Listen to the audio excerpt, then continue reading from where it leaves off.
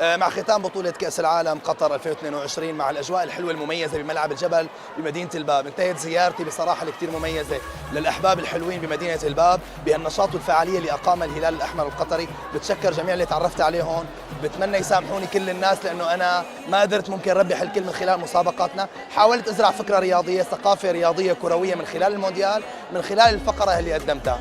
بصراحة أجواء كثير مثالية. انتهت زيارتي على أمل نشاطات جديدة مع أخوتنا بهلال الأحمر أو مع أي جهة أخرى إن شاء الله بهالأجواء هي الكثير مميزة. شكرا للجميع.